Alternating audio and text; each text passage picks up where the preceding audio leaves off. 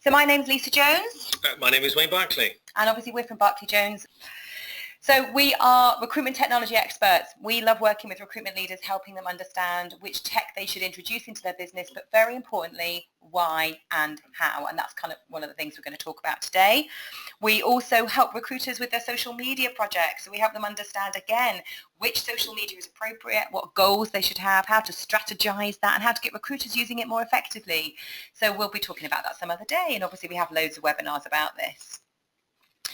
So I'm going to be interviewing Wayne today, basically, because he runs a lot of our recruitment technology projects. And whenever we've won a webinar about this, it's been very, very well subscribed. We're also going to be recording this and putting this onto our YouTube channel as well. But for us, this year really is about the recruitment CRM. And what we're interested in is making sure that people understand where the CRM sits within their business. Now, we're going to be asking you some questions throughout this webinar, so it's important that you have your mouse ready and you take your feet off the table and put your gin and tonic down, or maybe you can do this multitasking. But what we're interested in is 2015 being the year of the recruitment CRM. I personally have a view that it's become the mad aunt of every Christmas party, as in we invite her along because we think we should. The kids have a laugh with her, they take the mick out of her. The parents who are the recruitment leaders invite her because they think it's the right thing to do, but no one's really taking her seriously. And maybe you feel the same about your own CRM or other recruitment technologies. But I have written a blog recently and it did go down pretty well. And thank you for Bullhorn for publishing it for us. But the idea is, look, we are big advocates of social media. We absolutely get how powerful it is, but we also like our clients to position it well within their business and make it very clear to recruiters where social media sits within the recruitment workflow. It is not recruitment workflow. It is part of that. And the destination of a lot of great workflow and great data is the CRM. So we kind of see social recruiting as the journey to the CRM, but also it can speed up process and obviously improve brand as well. But CRM for us is a real important process. One of the things that we want you to be thinking about throughout this, and we're going to get cracking in a second with some of Wayne's ideas about how to change your recruitment CRM and the sorts of things you need to be thinking about, is really to position the cost of not changing. We found, certainly in the last couple of years, and we've been in business for quite a few years now, and both Wayne and I have been IT directors of some substantial recruitment firms, is that the cost of not changing is something that people don't tend to consider. What they look at is the cost of changing. But what we want you to consider is this, and there will be a formula, and we've worked with some of our clients on this already, and we are not looking at pennies worth of loss. We're looking at hundreds of thousands of pounds, even for a very small 10-person recruiter. We're looking at sluggish workflows with your existing systems. We're looking at you not being able to be as competitive as you would like to be, and we obviously include your competitors as your clients as well. We're interested in the fact that potentially some of you may have an over-reliance on social media, so you spend all day sourcing from LinkedIn only to find that candidate was on your own system. Are you missing opportunities because maybe you're not logging your leads effectively and you're only logging ones that actually become confirmed work, which is, we think, a bit crazy? Do you have a distinct lack of management information, or if you do have it, is it something that it literally, you have to give a blood test to get from the business, and you need to be able to run your business through your systems as well as your intuition? Now, quickly pop into your chat facility and just give me an idea of the level that you are working within your business. Are you the director of your business? Are you an IT leader in your business? Maybe marketing, maybe operational? Just pop into your chat zone and just tell me what level you're working at so we know how to pitch the rest of this presentation for you today. So we've got director, operational, director, a couple of IT people in the room as well. So a nice sort of spread of different types of people throughout the recruitment industry, which is good. So figure out the cost of not changing. Maybe that's a business case for changing, for example. So we came across a 10-man recruiter recently who'd asked us to work with them on the recruitment technology project, and we figured out very quickly that they were losing on average 300 grand a year through missed opportunities, sluggish workflows. That's quite a compelling reason to change, is it not? And then obviously you look back at the last 2 to 3 years of these issues that they were having, you add that up to 1 million, then you maybe fling forward or flash forward a couple of years of, again, procrastinating and not making the decision to move forward, and you're looking at stupid amounts of money to not change. You are recruiters. You regularly work with clients who you have to G up and get them to think about what happens if they don't recruit the right person. What is the cost of not recruiting the right person, or recruiting the wrong one because they're cheaper or whatever? Have a think about that. Okay, so we're going to ask you a question and we want to know your answers to this. We're going to start up a poll in a second, but basically what we want you to consider is think about yourself, think about your clients, and think about your CRM system. And what we want to know is, do any of these particular points apply to you? So do your recruiters engage with it? Do your clients argue with you about the value of your business within theirs? So what's interesting here is obviously a lot of you are thinking your database is a data dump. And you can't sell that, can you? You can't go online and say, yeah, most of the data on our database is a complete heap of crap. And actually, we do exactly the same as you from a social media perspective. We'll just nip onto LinkedIn, buy a license, do a bit of sourcing, advertise the job, get you some CVs. Obviously, I'm massively skipping the sequences, but that's often how clients tend to see you.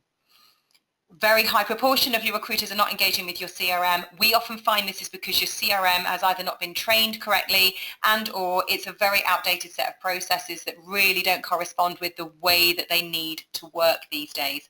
So have a consider that.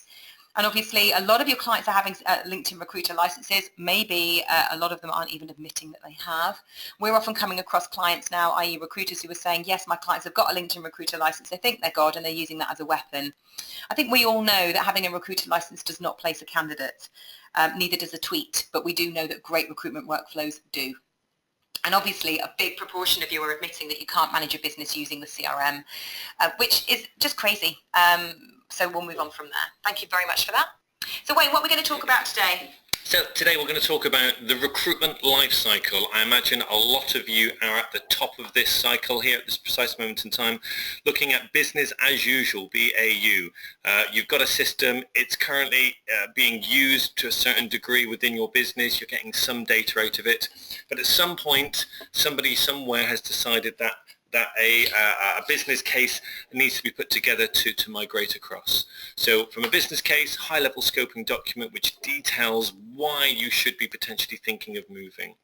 Once that's been signed off, once it's gone to the board and they've agreed it, then the business needs to go into a period of internal reflection or doing some business analysis on itself.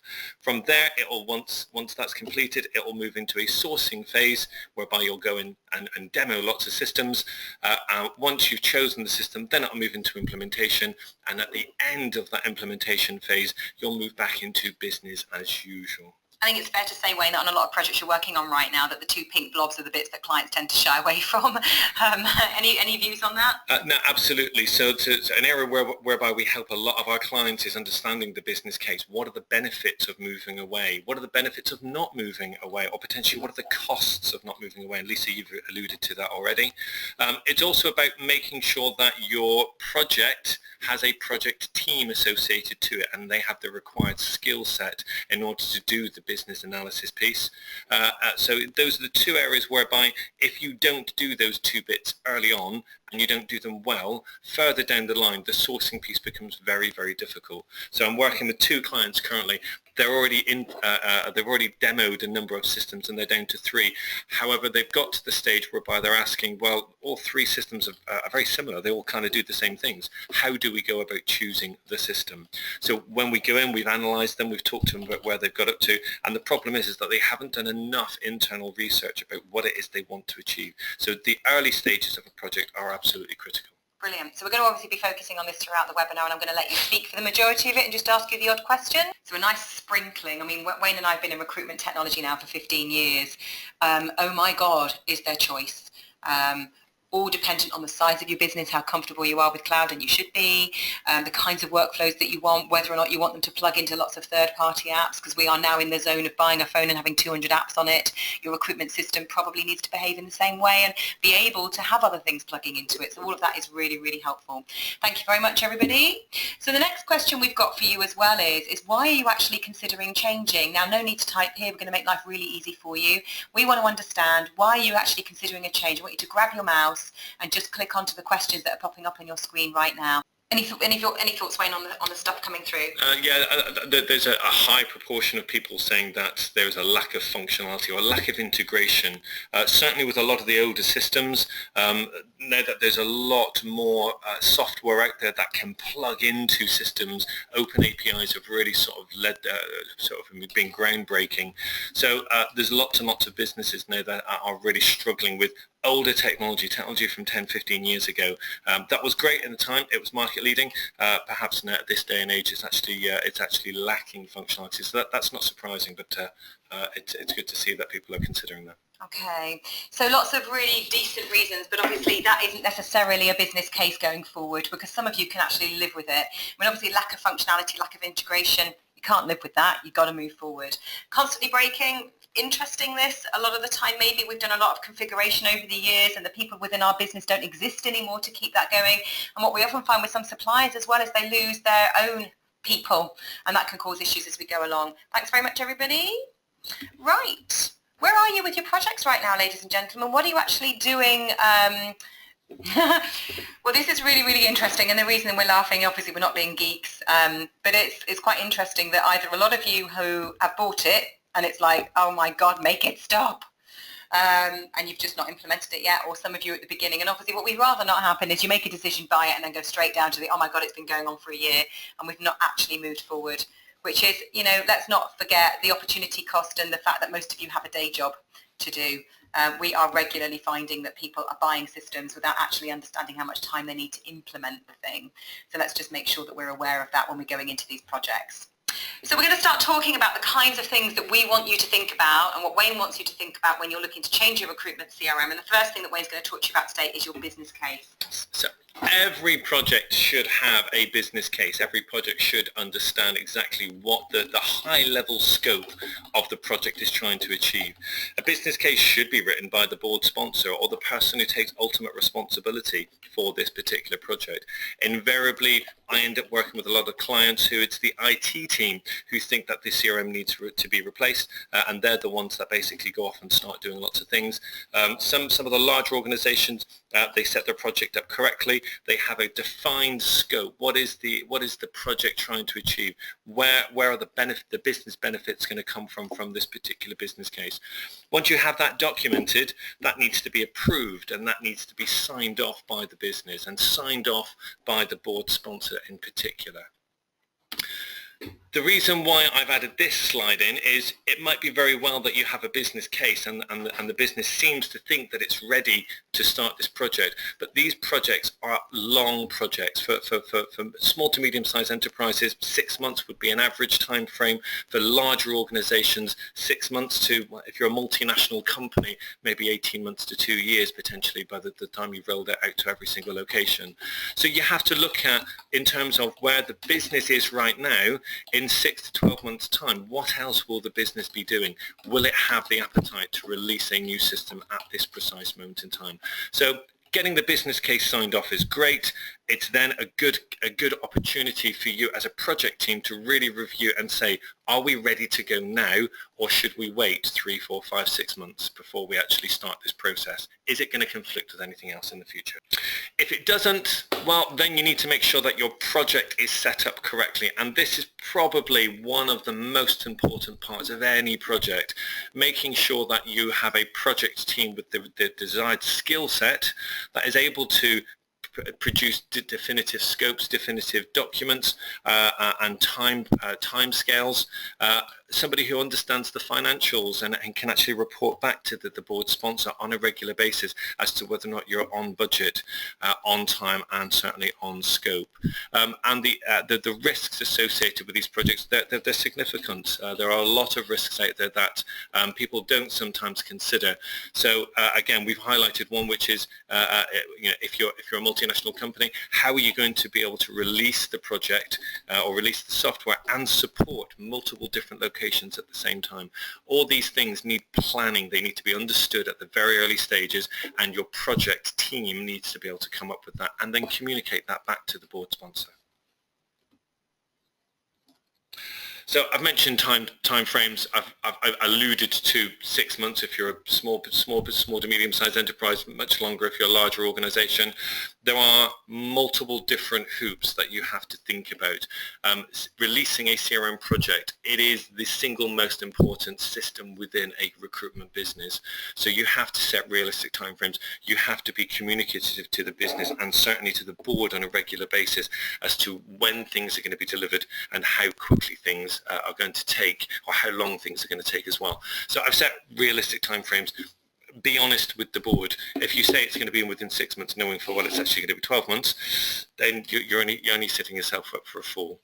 Okay, so you've got the business case in place. You understand what it is you're trying to do from a high level. Now the analysis needs to be undertaken, and I've split this down into 3 areas, and I think this is a good way of doing it. Business requirements, user requirements, and system requirements.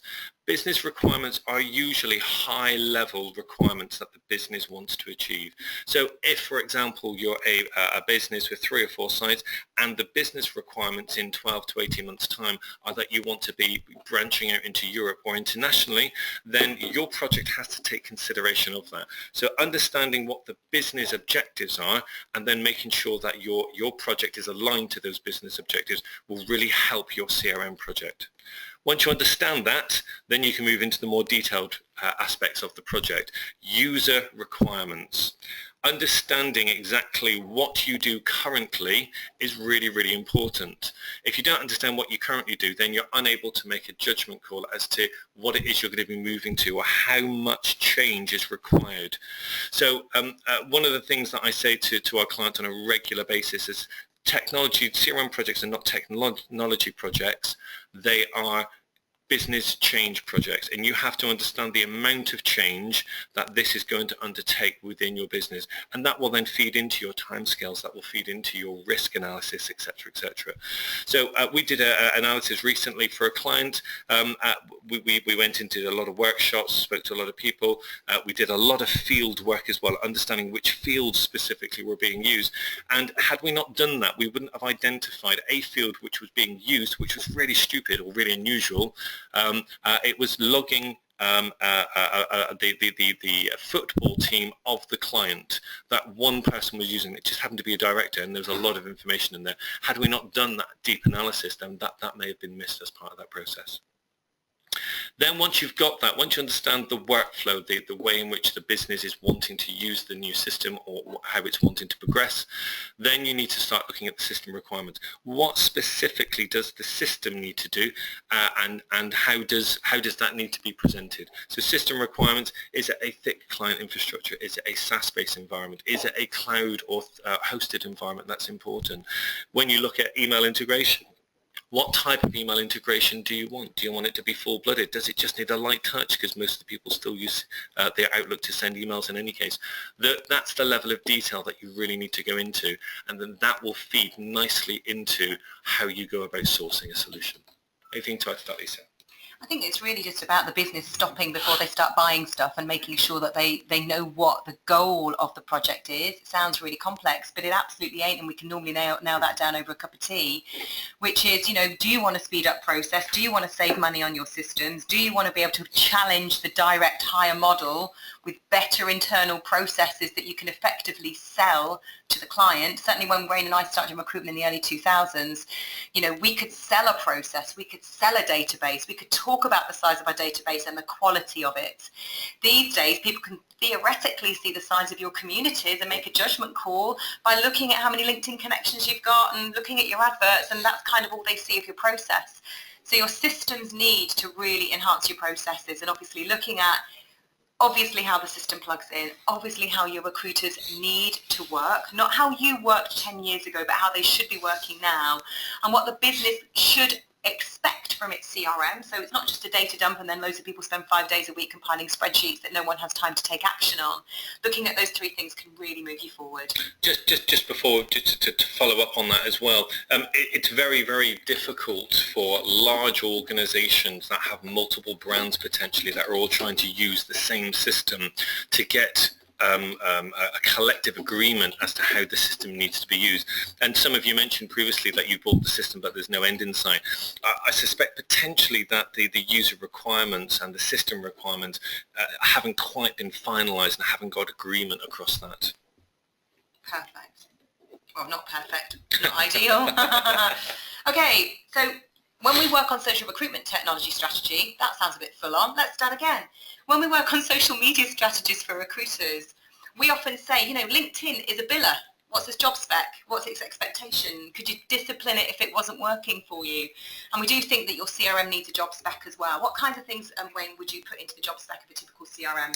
Well, it's not so much a case of what should go into the job spec, but certainly the analysis that you've done previously you should have a job description for what your current CRM system is doing and also what your future CRM system is doing. I've called it a job description. I suppose another way of describing this would be the scope of the project. But as an IT director, I'm a massive fan of making sure that the entire business understands exactly what each IT system is there to do so that everyone has buy-in and it's very simple for them to understand. So job descriptions for CRM systems, they have evolved significantly over the past 10 years. Previously, they were very much applicant tracking system. I got a vacancy, I did a search for candidates, I basically sent CVs out and I may have made a placement. This day and age now, the recruitment lifecycle is being squeezed into a CRM system. So more and more people are wanting business intelligence. They want to understand which clients they are working with and which divisions of those clients they're not working with. They want to be able to generate and identify leads and opportunities and generate new business. There's obviously your part of the area as well, which is social media. More and more systems now are becoming more integrated with social media to make it easier for people to be able to search not their own database, but also the job boards and also social media at the same time. I would definitely look at that as part of any demos that you guys and gals are doing, because a lot of recruitment technology suppliers out there claim to be integrated, but all they have is a button that pushes you onto that system. That's not integration, that's just a button. And you really want to be talking with specific reference to this, because I know social media is very close to your heart whether you want it to be or not. Checking the roadmaps of the technology suppliers you're looking to buy from.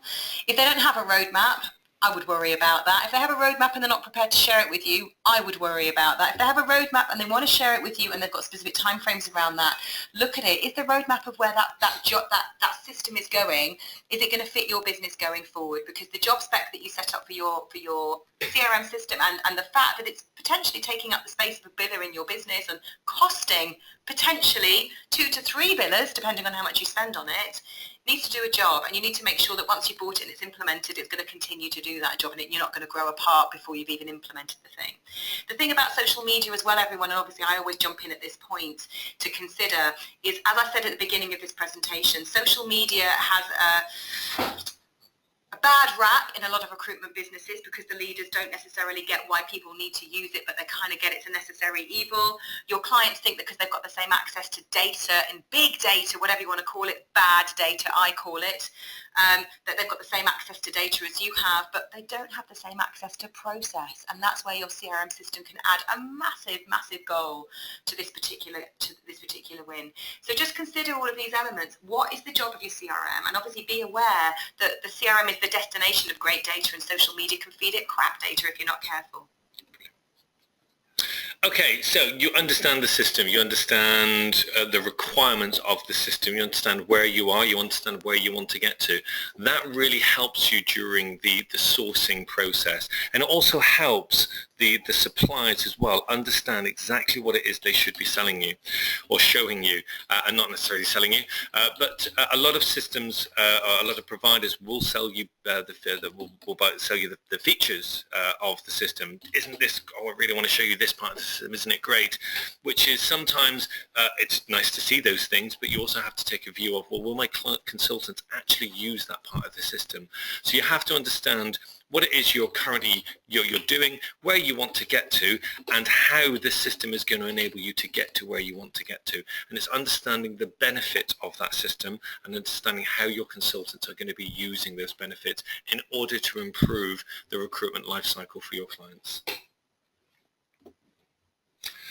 My favourite one, get references. So everyone gets references, and you're normally provided 2 or 3 references.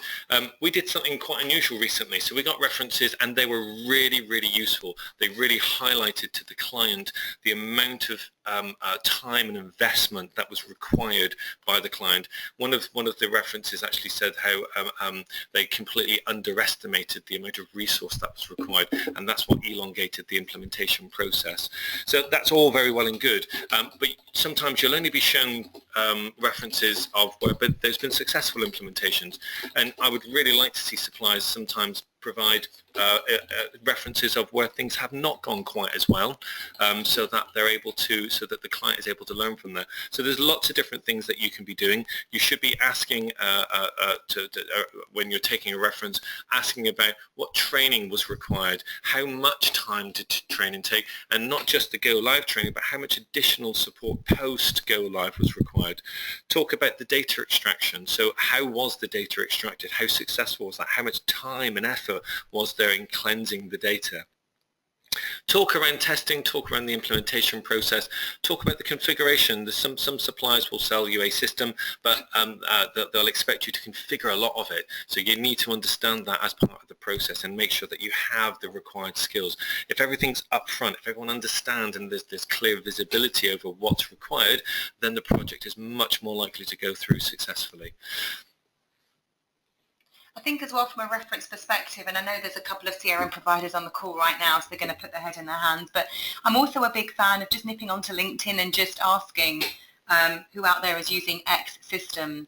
Now, the reason the CRM providers wouldn't necessarily want you to do this, and I absolutely respect why, is because you're probably going to be become a tractor beam for everyone having a bad time.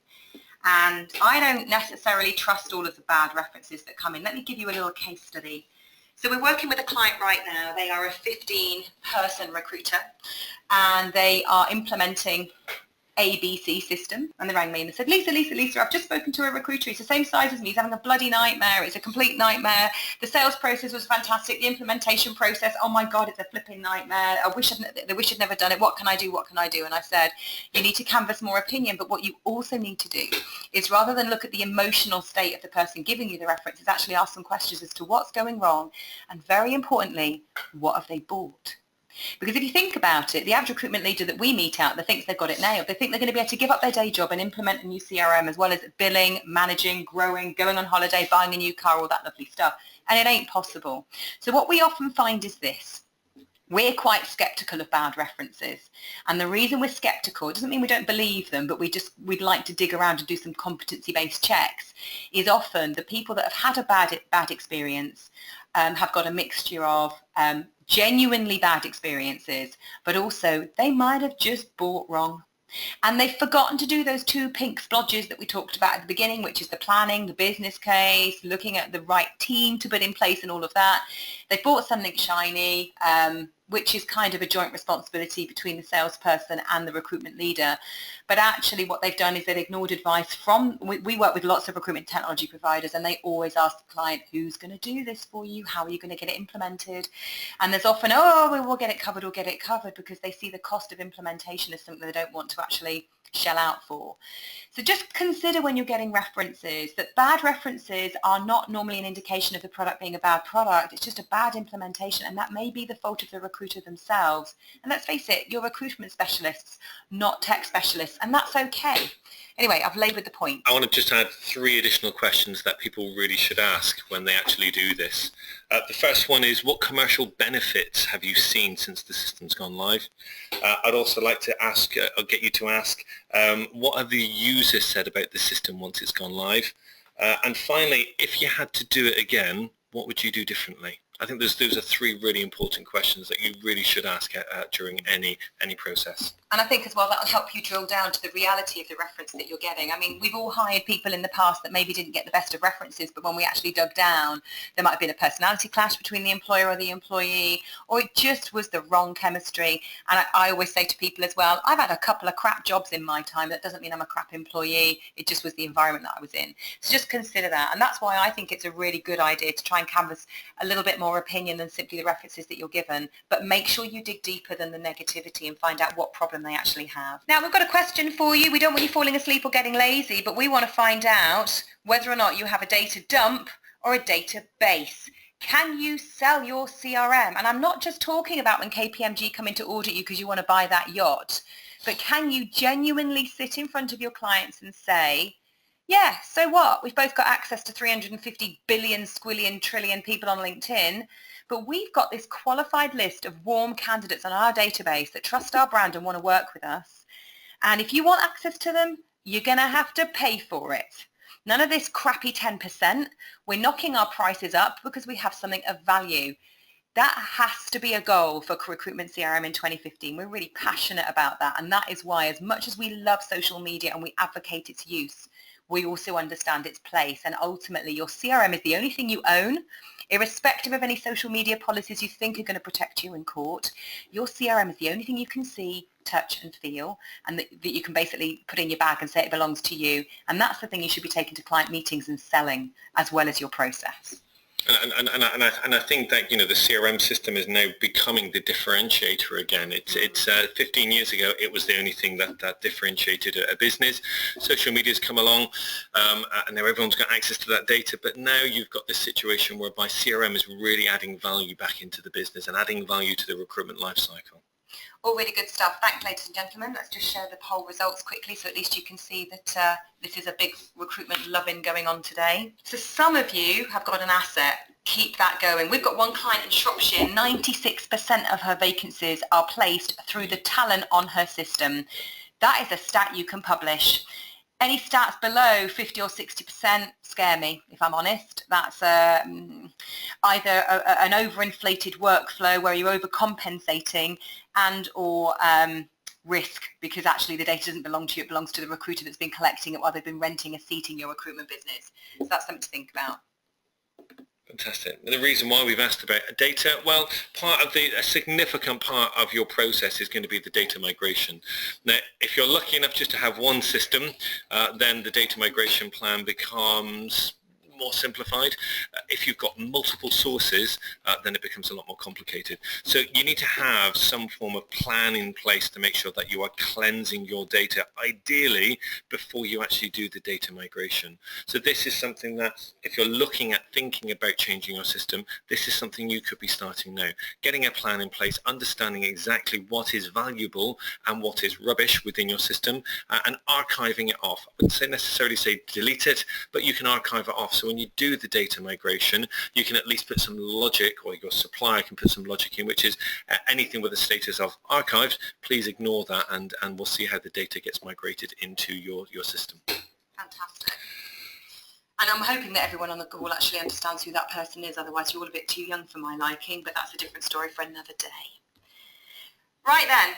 Well, this wouldn't be a Barclay Jones webinar without some reference to Star Wars. It's a big year with the new version of Star Wars coming out later on this year. However, testing is by far and away one of the most critical elements of the CRM project. You have to get a dedicated testing team in place. They have to understand how to use the system, and they have to have test scripts. They have to be able to understand what it is they're testing. Just giving them a system and saying, there's the system, your data's in it, can you go through and just test it, will result in people coming back to you and saying, yeah, I've tested it, it's all right. And then when you go live, everyone will be like, well, what's this? Why isn't this bit working? So making sure you have a dedicated testing team with dedicated instructions is absolutely critical to the success of the go live process. It will reap huge rewards in trust and engagement once you've gone live. If you go live without testing it, people will basically distrust the system after go live. And then Darth Vader comes in and smashes everyone's faces in, which is obviously the recruitment leader. we say. Well, actually, maybe that's what we're missing out in recruitment space right now. Wayne is recruitment leaders dressing up as Darth Vader and says, your lack of talent scares me. It's disappointing. Yes. So support is one of those areas that I think the project team are generally very, very, very good at really focusing on go live. We've got to get the system to go live. And sometimes what they don't think about is moving the project into business as usual. And this sort of completes the cycle. How do we go from go live into everyone being fully engaged with the system? And also the business case, the benefits that you highlighted, how are they being realized? If you haven't got engagement with the system, then you're not going to realize those benefits, and the project is probably being a very costly a project with no real benefits at the end of it. So look at things like training. Training for go live is very good. People do it and then they immediately probably forget how they should be doing it and what best practice is. So have reinforcement training. Make sure that the business is really focused on and has skills and resource to be able to sit down with people on a regular basis. We're not talking 2 or 3 weeks after. We're talking 3, 4, 5, 6 months after. Make sure that you have people when they join the business that there is a defined training program that everyone goes through. Use things like webinars. Webinars are a great way of, once you've gone live, to be able to reintroduce best practice. So people will forget how to do a certain aspect. Make sure you have little webinars set up so that people can just dial onto them. Think about, if you are rolling out across multiple locations, how you are going to support those locations once you've gone live. If you've got multiple offices in Europe or across the world, then you need to be thinking about how those locations are going to be supported. If you don't support them, bad practice seeps in, and therefore you end up having a system whereby some people use it, some people don't, which is probably where a lot of people are already. Talk about floor walking, make sure people are around, use potentially skilled experts in each location so that the people, there is at least some go-to, who are also backed up. Don't just make your administrators the experts and then give them no support. They also need to be able to go to an expert within the business to be able to sort of ask questions, and also make sure that best practice is being rolled out effectively. Obviously, manuals are good, but I don't think people really use them. So have checklists, have really straightforward, simple things on what people should be doing and how they should be doing it, and use workflows around those things. So have a think about the kinds of things that are going to need to happen with business as usual, because ultimately when you've got a horde of 10 to 100 recruiters staring at you going, what do I do now then? Oh, sod it, I'll go back to using the systems that I had before, which include LinkedIn and an Excel spreadsheet. You're no better off than what you were before, but it was a very exciting project and very expensive at the time. That's not a goal. So 11 points to successfully implementing a CRM system. We are really excited about working on projects like this. We publish an awful lot of content around this. You can get it all from our website. If you would like us to send you some content, then feel free to just put the word blog into your chat facility right now, and we'll chuck an email at you with the typical kinds of things that you need to think about. We're going to be running this webinar quite regularly because we always get a lot of people wanting to hear about life in the fast lane when it comes to actually implementing this stuff. But genuinely think about how these projects can positively impact on you if you do it right. And you losing your hair and spending loads of money is not a goal. Lovely, a few people wanting to hear more. We have a number of different social media streams. Feel free to engage with them. Obviously, if you follow our blog as well, that'll give you a load of stuff. Bye-bye. It's been great having you on board, and I look forward to speaking to you at some point in the near future, people. Take care, everyone. See you soon.